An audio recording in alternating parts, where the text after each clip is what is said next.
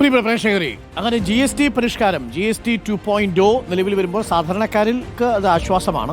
എന്നാൽ അതേസമയം സംസ്ഥാനങ്ങൾ എന്ത് ചെയ്യും എന്നൊരു ചോദ്യമുണ്ടല്ലോ. നമുക്കിപ്പം ധനമന്ത്രി KN ബാലഗോപാൽ തത്സമയം ചേരുന്നുണ്ട്. Minister, very good morning.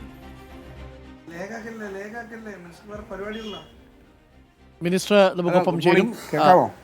Good morning minister, കേൾക്കാമോ? എനിക്ക് കേൾക്കുന്നുണ്ട്. മിനിസ്റ്റർ, ഒരു ഗൃഹനാഥൻ എന്ന നിലയിലും ധനമന്ത്രി എന്ന നിലയിലും ഈ വിലക്കുറവ് രണ്ട് രീതിയിലായിരിക്കുമല്ലേ അനുഭവപ്പെടുക? ഗൃഹനാഥൻ എന്ന നിലയിൽ വിലക്കുറവിലൊരു ആശ്വാസമുണ്ട്, ധനമന്ത്രി എന്ന നിലയിൽ ആശങ്കയുമുണ്ട് എന്നാണ് ഞാൻ മനസ്സിലാക്കുന്നത്. ഈ GST കൗൺസിൽ യോഗത്തിൽ ഞങ്ങളെല്ലാവരും എല്ലാ സംസ്ഥാനങ്ങളും ചേർന്നിട്ട് അവിടെ തീരുമാനമെടുക്കുമ്പോൾ ഞങ്ങളെല്ലാം ഈ വിലക്കുറവ് ഉണ്ടാകുന്ന തരത്തിലേക്ക് ഈ റീസ്ട്രക്ചറിങ് നടത്തുന്നതിന് ഞങ്ങൾ അനുകൂലമായിട്ട് തന്നെയാണ് പറഞ്ഞത്. നികുതി കുറയ്ക്കേണ്ട എന്ന് നമ്മൾ പറഞ്ഞില്ല. നികുതി സംബന്ധിച്ച് ഇങ്ങനെ എല്ലായിടത്തും നടപ്പാക്കേണ്ടതെന്നുള്ള വേറെ കാര്യം. കാരണം ഇത് വളരെ കൃത്യമായ പഠനം നടത്തണം. 500 ഐറ്റങ്ങളെ സംബന്ധിച്ച്, ഓരോ ഐറ്റവും സംബന്ധിച്ച് പഠിക്കാൻ വേണ്ടിയിട്ട് വലിയ നൂറുകണക്കിന് ആളുകളുള്ള എക്കണോമിക് സർവീസിൽ നിന്നും മറ്റുമൊക്കെയുള്ള ധാരാളം ആളുകളുള്ള ഒരു ഗവൺമെൻറ് സെക്രട്ടേറിയറ്റ് ഉണ്ട് അവിടെ, ഈ GST സെക്രട്ടേറിയറ്റ്. അവരുടെ പഠനമുണ്ട്, ഓരോ ഐറ്റങ്ങളെ സംബന്ധിച്ച് പഠിച്ച് സാധാരണ കൊണ്ടുവരുന്നത്. ഇത് പക്ഷേ ഒരു പ്രഖ്യാപനം BJP പ്രഖ്യാപനം നടത്തി, തെരഞ്ഞെടുപ്പ് പ്രചരണം പോലെ, അത് നോട്ട് നിരോധനം പോലെ വേണ്ടത്ര സ്റ്റഡി നടത്താതാണ് നടത്തിയത്. അപ്പോൾ അതിൻ്റെ ഭാഗമായിട്ട് രണ്ട് കാര്യങ്ങൾ മാത്രമേ ഞങ്ങൾ പറഞ്ഞുള്ളൂ. 8 സംസ്ഥാനങ്ങൾ പ്രത്യേക യോഗം ചേർന്ന് പറഞ്ഞിരുന്നു. ഒന്നാമത്തെ കാര്യം, ഈ വിലക്കുറവ് എപ്പോൾ വരുമ്പോഴും കൺസ്യൂമേഴ്സിന് കിട്ടാറില്ല. ഇത് ഈ മിക്കവാറും മാനുഫാക്ചറിങ് കമ്പനികളും ഇടനിലക്കാരും എടുക്കും. മുൻപൊക്കെ അനുഭവം അതാണ്. അപ്പോൾ അതുകൊണ്ട് ഈ കൺസ്യൂമേഴ്സിന് അത് ഗുണം കിട്ടണം. എങ്ങനെയാണ് കിട്ടാതിരിക്കുന്നതെന്ന് വെച്ചാൽ, ആദ്യം നമ്മളിപ്പോൾ ഒരു ഫോൺ മേടിക്കുന്നു, TV മേടിക്കുന്നു, ആദ്യം ചിലപ്പോൾ അല്പം വില കുറയ്ക്കും, പിന്നീട് അവർ മോഡൽ മാറ്റും, വില കൂട്ടും. അപ്പോൾ ഇത്തരം എല്ലാ മേഖലയിലും ഈ ഗുണം സാധാരണക്കാർക്ക് കിട്ടുക എന്നുള്ളത് പ്രധാനപ്പെട്ടതാണ്. അത് ഒരു ഗൃഹനാഥൻ എന്ന നിലയിലും ചിന്തിക്കുമ്പോഴും അത് പ്രധാനപ്പെട്ട കാര്യമാണ്. അതാണ് ഒന്നാമത്തെ കാര്യം. രണ്ടാമത്തെ കാര്യം, സംസ്ഥാനങ്ങൾക്ക് കിട്ടേണ്ട വരുമാനത്തിന് വലിയ കുറവുണ്ട്. അതിനെപ്പറ്റി ഒരു കൃത്യമായ പഠനം നടത്തി റിപ്പോർട്ട് തന്നിട്ടേ ഇല്ല കേന്ദ്ര ഗവൺമെൻറ്. ഒരു പഠനവും നടത്താതെ ആദ്യമായിട്ടാണ് ഇങ്ങനൊരു കാര്യം നടത്തുന്നത്. ഞങ്ങൾ സംസ്ഥാന ഗവൺമെൻറ് ഗുലാത്ത് ഇൻസ്റ്റിറ്റ്യൂട്ട് ഓഫ് ടാക്സേഷൻ സ്റ്റഡീസിനെ വെച്ചൊരു പഠനം നടത്തിയപ്പോൾ നമുക്ക് 8,000 മുതൽ 10,000 കോടി വരെ ഒരു വർഷം നഷ്ടം വരുമെന്നാണ് കണ്ടത്. ഇത് പ്രാഥമിക പഠനമാണ്. മറ്റ് സംസ്ഥാനങ്ങളെല്ലാം പറഞ്ഞവിടെ 10,000, 15,000, 20,000 കോടി ശരാശരി നഷ്ടം വരുന്നതാണ് സംസ്ഥാനങ്ങൾ. അവർ പുറത്തു പറയുന്നില്ല. BJP സംസ്ഥാനങ്ങൾക്ക് പുറത്തു പറയാൻ പ്രശ്നമല്ലേ? പക്ഷേ ഈ പണം കുറവ് വരുമ്പോൾ ഈ വർഷം മാത്രം 5,000 കോടി തന്നെ അങ്ങോട്ട് കുറവ് വരും. 5,000 കോടി കുറവ് വരുമെന്ന് പറഞ്ഞാൽ 10,000 കോടി, 32,500 കോടിയാണ് കഴിഞ്ഞ വർഷം ആകെ GST ആയിട്ട് നമുക്ക് കിട്ടിയത്. അതിൽ 8,000, 10,000 കോടി പറഞ്ഞാൽ ശമ്പളത്തിനെ എങ്ങനെ ബാധിക്കും, നമ്മുടെ സാമൂഹ്യ സുരക്ഷ പെൻഷനെ എങ്ങനെ ബാധിക്കും, ആശുപത്രികളിൽ മരുന്ന് മേടിക്കുന്നതിനെ എങ്ങനെ ബാധിക്കും, റോഡ് പണിയുന്നതിനെ എങ്ങനെ ബാധിക്കും, സ്കൂളുകളുടെ കാര്യം എങ്ങനെ ബാധിക്കും? ഇത്തരം കാര്യങ്ങൾക്കൊക്കെ പണം സർക്കാരിന് വരുന്നത് ടാക്സിൽ നിന്നല്ലേ. അപ്പോൾ ആ വരുന്ന നഷ്ടം എങ്ങനെയാണ് ബാധിക്കുക? ആ നഷ്ടപരിഹാരം അത് പരിഹരിക്കാൻ വേണ്ടി കേന്ദ്ര ഗവൺമെൻറ് ഒരു പാക്കേജ് തരണം. അതുകൊണ്ട് കേന്ദ്ര ഗവൺമെൻറ് പറ്റും. കാരണം ഇപ്പം തന്നെ ഈ പുകയില ഇനങ്ങൾക്ക് വലിയ തോതിലുള്ള ടാക്സ് ഉണ്ട്. അത് മേടിക്കുകയും വേണം. കാരണം അത് സിൻ ഗുഡ്സാണ്, ദോഷകരമായ ഗുഡ്സാണ്. അപ്പോൾ ആ ടാക്സ് മേടിക്കുന്നതിനെ നമുക്ക് സംസ്ഥാനങ്ങൾക്കുള്ള നഷ്ടം നികത്താൻ വേണ്ടി കൊടുക്കുക എന്ന് പറഞ്ഞൊരു സംവിധാനം വേണമെന്നാണ് സംസ്ഥാനം ആവശ്യപ്പെട്ടത്. എല്ലാ സംസ്ഥാനങ്ങളും ഏകദേശം അത് പറയുകയുണ്ടായി.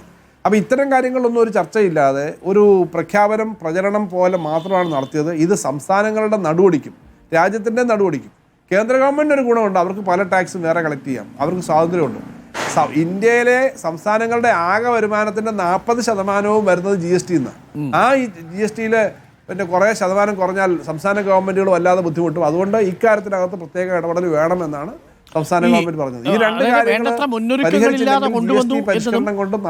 സംസ്ഥാന സർക്കാരിന്റെ നഷ്ടം, ഈ നഷ്ടം പരിഹരിക്കുന്നതിനെ വൺ ടൈം സെറ്റിൽമെന്റ് ആണോ, കോമ്പൻസേഷൻ പാക്കേജ് ആണോ ആവശ്യപ്പെടുന്നത്? നേരത്തെ GST കോമ്പൻസേഷൻ വന്നതുപോലെ സെറ്റിൽമെന്റ് അല്ല ഉദ്ദേശിക്കുന്നത്. അല്ല വൺ ടൈം സെറ്റിൽമെന്റ് അല്ല. ഇപ്പം ഞങ്ങൾ കണക്ക് കൂട്ടുന്നത്, കഴിഞ്ഞ വർഷം 22 ലക്ഷം കോടി രൂപയാണ് ഇന്ത്യയിൽ ആകെ GST ആയിട്ട് കളക്ട് ചെയ്തത്. 22 ലക്ഷം കോടി. അതിനകത്ത് 2 ലക്ഷത്തിന് മേളിൽ നഷ്ടം വരുമെന്നാണ് ഞങ്ങളൊരു പ്രാഥമിക കണക്ക്. അതിൽ കൂടുതൽ വരുമെന്നാണ് കണക്ക്. കേരളം മാത്രം ഞാൻ പറഞ്ഞല്ലോ 8,000, 10,000 വരും. ഇങ്ങനെ വരുമ്പോൾ ഇപ്പോൾ ഈ നഷ്ടം വന്നത് സംസ്ഥാന ഗവൺമെൻറ്റുകൾക്ക് ആ പണം വന്നില്ലെങ്കിൽ, നേരത്തെ ഉണ്ടായിരുന്ന ഗ്രോത്ത് ഉറപ്പാക്കിയില്ലെങ്കിൽ സംസ്ഥാനങ്ങൾക്ക് പ്രവർത്തിക്കാൻ ബുദ്ധിമുട്ടാണ്. ഞാൻ ഉദാഹരണം പറയാം. സെയിൽ ടാക്സ് ഉണ്ടായിരുന്ന സമയത്ത്, വാറ്റ് ഉണ്ടായിരുന്ന സമയത്തുണ്ടായിരുന്ന അതേ നികുതി GST വരാതെ കേരളം തുടർന്നിരുന്നെങ്കിൽ കഴിഞ്ഞ വർഷം കേരളത്തിന് ആ പഴയ വളർച്ചാ നിരക്ക് വെച്ച് നോക്കിയാൽ 51,500 കോടിയായിരുന്നു കേരളത്തിന് കിട്ടേണ്ടത്. GST വന്നപ്പോൾ അവർ പറഞ്ഞു 14% വീതം ആർഷിക ഗ്രോത്ത് ഉണ്ടാവുമെന്ന് പറഞ്ഞു.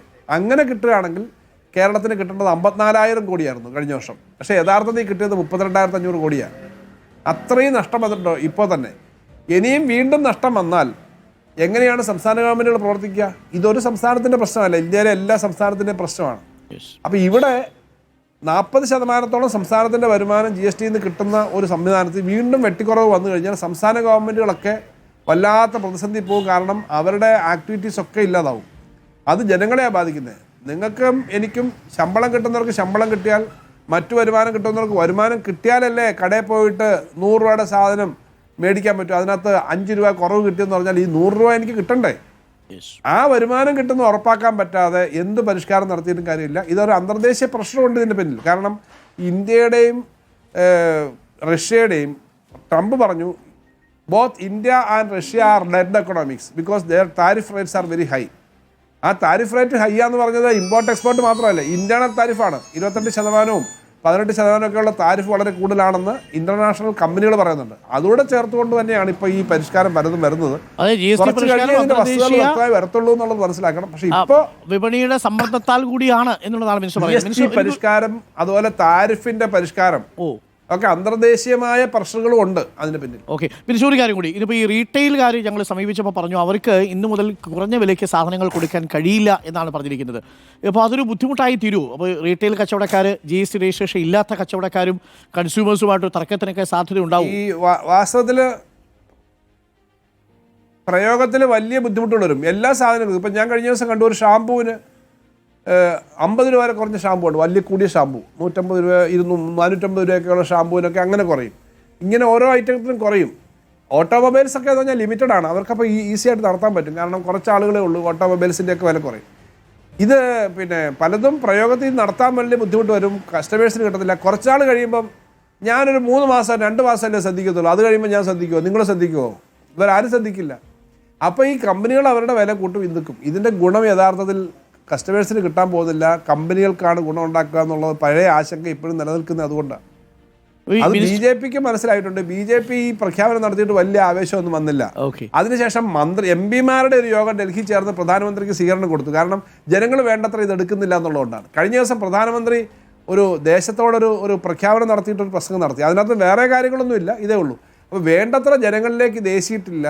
ബീഹാർ തെരഞ്ഞെടുപ്പ് പോലുള്ള തെരഞ്ഞെടുപ്പ് വരുന്നതിന് തൊട്ട് മുമ്പ് നടത്തിയ ഒരു വലിയ പ്രഖ്യാപനമാണ്. ജനങ്ങൾക്ക് ഇതിന്റെ ഗുണം കിട്ടുമെന്നുള്ളത് കണ്ടറിയണം. ഇനി ഒരു കാര്യം കൂടി, മിനിസ്റ്റർ, ഈ ചെറുകിട കച്ചവടക്കാരുടെ കയ്യിൽ നിന്ന് സാധനം വാങ്ങാൻ പോകുന്നവരെ അവർ പരാതി പറഞ്ഞാൽ അത് എങ്ങനെ ഇടപെടും സ്റ്റേറ്റ്? ഇനിയിപ്പോൾ അത് 1-2 ദിവസങ്ങളിലൊക്കെ വലിയ ബുദ്ധിമുട്ടായി തീരും, ചുരുങ്ങിയത് 1-2 ആഴ്ചകളിലേക്കെങ്കിലും. അതെ, ഇപ്പം അതിന് വലിയ റിട്രസൽ മെക്കാനിസം ഇല്ല. ഞങ്ങൾ നമ്മുടെ ഉപഭോക്തൃ തർക്ക പരിഹാര സെല്ല് പോലെയൊക്കെയുള്ള സംവിധാനങ്ങളെല്ലാം ഉള്ളൂ. കേന്ദ്ര ഗവൺമെൻറ് നേരത്തെ ഒരു സംവിധാനം കൊണ്ടുവന്നിരുന്നു, ആൻറ്റി പ്രോഫിറ്ററിങ് ഒരു കമ്മിറ്റി. ആ കമ്മിറ്റി കുറച്ചു കാലം പ്രവർത്തിച്ചിട്ട് ആ കമ്മിറ്റിക്കാർ പറഞ്ഞു ഞങ്ങളെ കൊണ്ടൊന്നും ചെയ്യാൻ പറ്റത്തില്ല, അങ്ങനെ കമ്മിറ്റി പിരിച്ചുവിട്ടു. ഇപ്പോൾ ഇതിനൊന്നും വലിയ സംവിധാനം കേന്ദ്ര തലത്തിൽ തന്നെ ഇല്ല. ഞങ്ങൾ GST ഉദ്യോഗസ്ഥന്മാരുടെ ഈ ഇനങ്ങളെല്ലാം പരിശോധിക്കാനും ഡീറ്റെയിൽസ് കളക്ട് ചെയ്യാനും പറഞ്ഞിട്ടുണ്ട്. പരിമിതമായിട്ടുള്ള സാധ്യതയാണ് കേന്ദ്ര പിന്നെ ഉള്ളതെങ്കിലും അതെല്ലാം പരിശോധിക്കുന്നുണ്ട്. ഈ ആഴ്ച തന്നെ GST ഉദ്യോഗസ്ഥന്മാരുടെ ഉന്നതതല യോഗം ഇതിൻ്റെ തുടർ നടത്തിപ്പിൻ്റെ കാര്യങ്ങളും ഇക്കാര്യങ്ങൾ പരിശോധിക്കാൻ വേണ്ടി വിളിച്ചിട്ടുമുണ്ട്. അപ്പോൾ അത് നമ്മൾ ചെയ്യാവുന്ന എല്ലാ കാര്യങ്ങളും ചെയ്യും. ഈ വിലക്കുറവുണ്ടായിട്ടും വിലക്കുറവ് ജനങ്ങൾക്ക് കൊടുക്കാത്തവരുടെ പേരിൽ എന്തൊക്കെ നടപടി കർശനമായിട്ട് എടുക്കാമെന്നുള്ളതിൽ എല്ലാ നടപടിയും സ്വീകരിക്കും. ഈ ചെറുകിട കച്ചവടക്കാർക്ക് അത് ബാധകമായിരിക്കുമോ? അവരെ ഓൾറെഡി സ്റ്റോക്ക് എടുത്ത് വെച്ചേക്കുക. അതെ, കച്ചവടക്കാർക്ക് ബാധകമായിരിക്കും. വെച്ചാൽ ഇപ്പോൾ ഒരു സ്റ്റോക്കിസ്റ്റ്, ഈ ഹിന്ദുസ്ഥാൻ ലിവർ, യൂണിലിവർ, അവർ കൊടുക്കുന്ന സാധനങ്ങളുടെ കാര്യത്തിനകത്ത് അവർക്കൊരു ഉത്തരവാദിത്വം ഉണ്ടല്ലോ. ആ തരത്തിൽ അത് ബാധകമാക്കണം. അങ്ങനെയുള്ള ആളുകളോട് നമുക്ക് സംസാരിക്കാം. പക്ഷെ ചില റീറ്റെയിൽ ഐറ്റങ്ങൾക്ക് ഇത് പിന്നെ എളുപ്പമല്ല ചിലത് നടപ്പാക്കാൻ. ചില റീറ്റെയിൽ ഐറ്റങ്ങൾക്ക് ചിലപ്പോൾ പ്രായോഗികമായി നല്ല ബുദ്ധിമുട്ട് വരും. ഫലത്തിൽ ഇത് നോട്ട് നിരോധനത്തിൻ്റെ ഒരു പ്രഖ്യാപനം പോലെ ആകെ ഒരു അന്തരീക്ഷം കലങ്ങി മറിഞ്ഞ് എന്താ ചെയ്യേണ്ടതെന്നറിയാതെ, ഒരു ശാസ്ത്രീയതയില്ലാതെ ഒരു പ്രഖ്യാപനം പ്രസംഗമല്ലല്ലോ. ദശലക്ഷക്കണക്കിന് 4 കോടിയോളം റീറ്റെയിലേഴ്സ് ഉണ്ട് ഇന്ത്യയിൽ. ദശലക്ഷക്കണക്കിന് ആളുകൾ മറ്റ് മേഖലയിൽ ഹോൾസെയിലുണ്ട്. ഇതൊന്നും നോക്കാതെ ഒരു നോട്ട് നിരോധനം ഉണ്ടാക്കിയതുപോലെ ഒരു വല്ലാത്ത അന്തരീക്ഷമായിരിക്കും പൊതു സാധനങ്ങളുടെ കാര്യത്തിൽ ഉണ്ടാവുക എന്നുള്ള ആശങ്കയാണ് ഞങ്ങൾ അന്നേ പറയുന്നത്. പരമാവധി ഗവൺമെന്റിന്റെ ഭാഗത്ത് നിന്ന് ചെയ്യാനുള്ള എല്ലാ കാര്യങ്ങളും. Thank you minister. ധനമന്ത്രി ശ്രീ KN ബാലഗോപാലാണ് നമുക്കൊപ്പം ചേർന്നത്.